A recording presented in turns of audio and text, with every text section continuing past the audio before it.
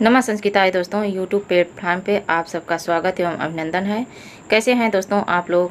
आशा करती हूँ कि स्वस्थ व्यस्त मस्त होंगे, अपना और अपने परिवार का ख्याल रख रहे होंगे। दोस्तों इसी आशा और विश्वास के साथ दोस्तों आइए आज का पाठ शुरू करते हैं।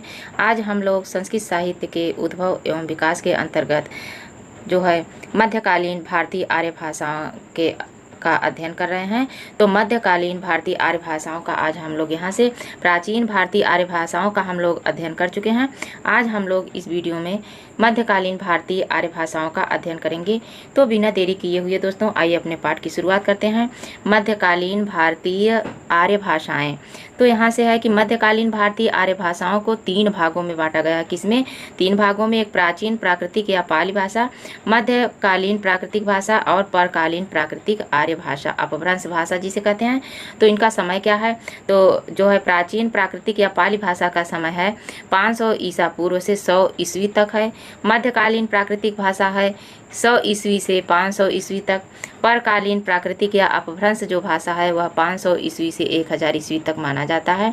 आधुनिक भारतीय, उसके बाद है कि आधुनिक भारतीय आर्य भाषाएं क्या है। आधुनिक भारतीय आर्य भाषाओं में देखते हैं तो आधुनिक भारतीय आर्य भाषाओं में कई भाषाएं सम्मिलित हुई हैं, जिसमें सबसे पहले है पश्चिमी हिंदी। क्या पश्चिमी हिंदी है? पश्चिमी हिंदी, इसके 5 मुख्य बोलियां हैं। क्या हैं? पश्चिमी हिंदी के 5 मुख्य बोलियां हैं दोस्तों। पहली बोली है खड़ी बोली, दूसरी ब्रज भाषा, तीसरी बागरू और चौथी कन्नौजी और 5वीं बुंदेलखंडी। क्या? बुंदेलखंडी। उसके बाद आधुनिक भारतीय आर्य भाषाओं में दूसरे स्थान पर आता है राजस्थानी। क्या आता है? दूसरे स्थान पे राजस्थानी भाषा आता है। तो राजस्थानी के अंतर्गत क्या कहा गया है? इसमें कहा गया है कि जो है यह जो राजस्थानी है आधुनिक भारतीय आर्य भाषा के अंतर्गत जो पहले पश्चिमी पूर्वी हिंदी है, उसके बाद राजस्थानी है। राजस्थानी में इसका विकास सौरसेनी के नागर अपभ्रंश से हुआ है। कहाँ से हुआ है? आधुनिक भारतीय आर्य भाषाओं के अंतर्गत राजस्थानी भाषा का विकास कहाँ से हुआ है? तो राजस्थानी भाषा विकास जो हुआ है वह सौरसेनी के नागर अपभ्रंश से हुआ है। कहाँ? नागर अपभ्रंश से हुआ है दोस्तों। उसके बाद अगला भाग है कि पिंगल के अनुकरण। कौन? पिंगल के अनुकरण पर राजस्थानी में डिंगल काव्य की रचना हुई है। क्या?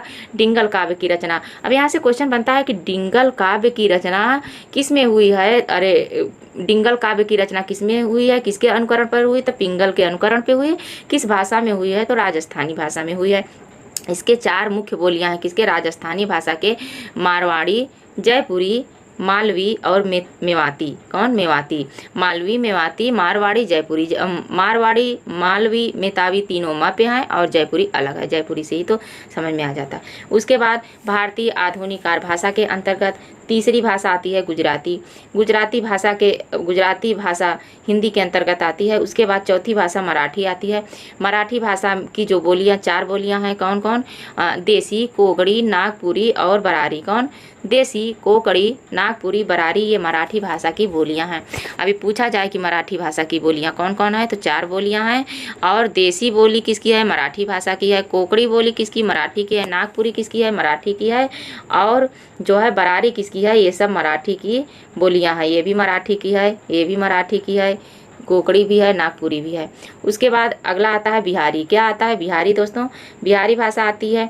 बिहारी भाषा के अंतर्गत 3 मुख्य भाषाएं हैं। कौन? भोजपुरी, मैथिली और मगही। भोजपुरी, मैथिली, मगही वो बिहारी भाषा के अंतर्गत आता है। उसके बाद भाषा 6वीं आती है बंगाली, 7वीं उड़िया, 8वीं असमी। उसके बाद अगले जो पहली आई थी पश्चिमी पूर्वी, ये है पूर्वी हिंदी। क्या? पूर्वी हिंदी। इसकी 3 बोलियां हैं। कौन कौन सी? अवधी, बघेली, छत्तीसगढ़ी। पूर्वी हिंदी की 3 बोलियां अवधी, बघेली, छत्तीसगढ़ी है। और 10वें नंबर पर लहंदा या लहंदी भाषा आती है। लहंदा का अर्थ पश्चिमी है। लहंदा का अर्थ पूछा जाए कि लहंदा शब्द का क्या अर्थ है, तो पश्चिमी है। इसकी 4 प्रमुख बोलियां मानी गई हैं। 4 प्रमुख बोलियां कौन कौन सी हैं दोस्तों? यह है केंद्रीय बोली, दक्षिण मुल्तानी और उत्तर पूर्वी पोठवारी, उत्तर पश्चिमी धन्नी। यानी केंद्रीय बोली जो दक्षिण में है उसे मुल्तानी कहते हैं, जो उत्तर पूर्वी में है पोठवारी कहते हैं, उत्तर पश्चिम में जो है उसे धन्नी कहते हैं। क्या कहते हैं? धन्नी कहते हैं। 11वें नंबर पर सिंधी भाषा आती है। सिंधी भाषा के अंतर्गत 5 बोलियां बोली जाती हैं। बिचौली बोली, सिरैकी बोली और लाडी बोली, थरेड़ी बोली। कौन कौन? बिचौली बोली, सिरौकी बोली और लाड़ी बोली, थारेड़ी और कच्छी। ये 5 बोलियां सिंधी के अंतर्गत आती हैं। उसके बाद 12वें नंबर पर पंजाबी आती है। पंजाबी के अंतर्गत कोई बोली नहीं दिया गया है। 13वें नंबर पर पहाड़ी बोली आती है। पहाड़ी बोली के 3 भागों में बांटा गया है। एक है पश्चिमी, जिसमें 30 बोलियां आती हैं, और मध्य में 2 है। एक पहली है कि गढ़वाली और दूसरी कुमाऊी। ये पूछा जाता है कि पहाड़ी के अंतर्गत बोले जाने वाली बोलियां गढ़वाली और कुमाऊी, ये यहाँ से क्वेश्चन बनता है। उसके बाद है कि पूर्वी में नेपाली, यह नेपाल की राजभाषा है। नेपाली भाषा जो है नेपाल की राजभाषा है। उसके बाद यहाँ पे है, आइए हम लोग देखते हैं कि पाली की उत्पत्ति, जो पाली भाषा है इसकी उत्पत्ति कहाँ से हुई है। क्योंकि अभी कहेंगे पाल भाषा कहाँ से आ गई, तो पाली भाषा ये है जहाँ पे हम लोग यहाँ पढ़ रहे थे। ये देखिए, मध्यकालीन आर्य भाषा के अंतर्गत प्राचीन प्राकृतिक या पाली भाषा, ये है ना, प्राचीन प्राकृतिक पाली भाषा। तो इसी को पाली भाषा की उत्पत्ति में हम लोग आइए देखते हैं, इसमें पाली भाषा की उत्पत्ति का अध्ययन करते हैं। तो ये है पाली भाषा की उत्पत्ति। तो पाली भाषा की पाली भाषा की उत्पत्ति, इसे किसने क्या कहा है, तो डॉक्टर मैक्स वेलेसन ने पाटलिपुत्र, पाटली किसे कहते हैं? पाटलिपुत्र को, जो कि पाटलिपुत्र पहले की राजधानी थी, कहाँ की? मगध देश की। तो पाली भाषा डॉक्टर मैक्स वेलेसन ने पाटलिपुत्र से पाली की उत्पत्ति मानी है। तो सबसे पहले पाली की ये उत्पत्ति जो थी वो पाटल थी, और उसके बाद पाडल बनी है। उसके बाद पाडल से पाली बन गई है। पाटल से पाडल बनी और पाडल से पाली भाषा बन गई। यहाँ पे है कि जो भिक्षु थे जगदीश काश्यप ने पर्याय बुद्धोपदेश शब्द से पाली की उत्पत्ति मानी है। दूसरा कथन है कि जो बुद्ध का उपदेश था वहाँ वो पाली भाषा में उन्होंने उपदेश दिया था, तो पाली भाषा बुद्ध के उपदेशों से मानी गई है, जिसे कहते हैं कि पालियाय और पालियाय से पाली बन गई। क्या इनको 4 अभी ऊपर हम लोगों ने 3 भागों में देखा कि उसे 3 खंडों में बांट के पाली भाषा बनी। यहाँ पे है पारियाय, फिर पारियाय के पालियाय बन गया, कि फिर पालियाय से पाली बन गई। उसके बाद अमरकोश के टीकाकार, जो अमरकोश ग्रंथ है, अमरकोश के जो टीकाकार हैं भानुजी दीक्षित ने पाल रक्षणों से पाली शब्द माना है। पाल प्लस ई से पाली बनी गई, पाली प्लस ई से पाली भाषा बन गई। उसके बाद यहाँ है आचार्य बुद्ध घोष और आचार्य थम्मपाल ने 6ठी शताब्दी ईस्वी में पाली शब्द का प्रयोग बुद्ध वचन या मूल त्रिपटिक के लिए किया है। क्या?